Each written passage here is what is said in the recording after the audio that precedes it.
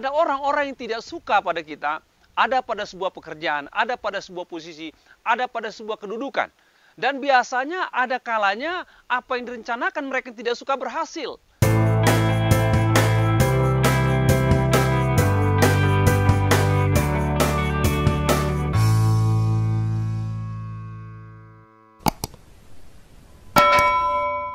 Shalom saudara, kami sekarang sedang berada di daerah Kintamani. Di belakang saya, Bapak Ibu bisa melihat Danau Batur, ya, danau yang terkenal di daerah Kintamani ini.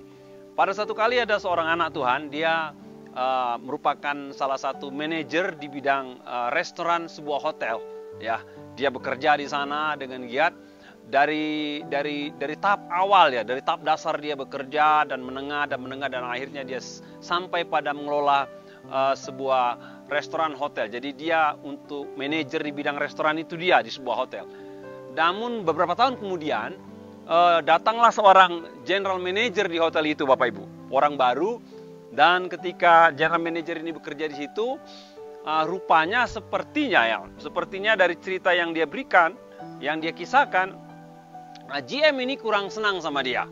Entah bagaimana dalam waktu setahun 2 tahun akhirnya dia dimutasi dan akhirnya dirumahkan, dan dia terima itu sebagai pengalaman yang tidak enak, namun dia terima dengan sikap lapang dada.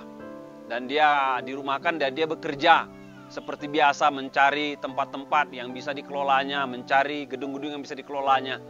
Beberapa waktu kemudian, kurang lebih setahun kemudian katanya, tiba-tiba general manager yang dulu memecat dia menelepon dia kembali dan bertanya, mau nggak dia bekerja di sebuah hotel katanya, di kota besar, lebih besar daripada kota di mana dia berasal, dengan pangkat yang lebih tinggi, dengan salary yang lebih besar.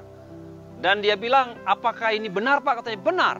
Akhirnya anak Tuhan tadi akhirnya menerima tawaran GM yang dulu memecat dia dan pergi ke kota di mana sebuah hotel baru sedang dibuka, dan dia menjadi salah satu tim inti untuk membangun manajemen hotel itu dan diterima dan bekerja di sana dengan luar biasa.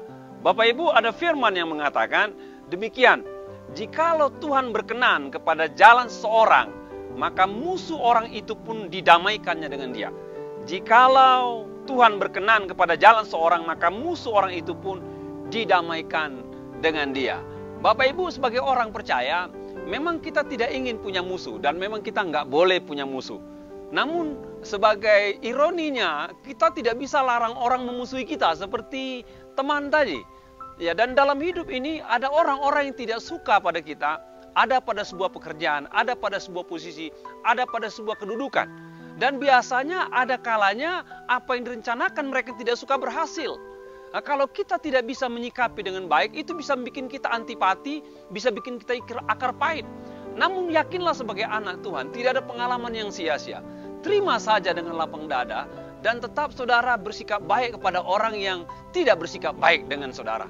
Karena satu kali kata Tuhan, bisa saja orang di masa lalu Anda yang tidak baik, itu dirubah Tuhan hatinya. Sehingga dia mengasihi Anda, dan bukan hanya mengasihi, menolong Anda, dan memberikan pekerjaan lebih baik daripada yang pernah Anda miliki. Jadi sebagai manusia Bapak Ibu, memang kadang-kadang sakit kalau kita mendapat perlakuan tidak baik dari seorang. Namun sebagai orang percaya, kita tidak boleh benci, tidak boleh dendam, tidak boleh akar pahit pada orang yang berbuat tidak baik. Karena Tuhan bisa merubah dia dan memberikan hal yang baik buat kita pada pesannya di kemudian hari. Selama Anda menjadi anak Tuhan dan memiliki sikap yang luar biasa, ingatlah, siapapun orang yang tidak menyukai Anda, Tuhan bisa mengubah hatinya sehingga berbuat baik kepada Anda kembali. Tuhan memberkati.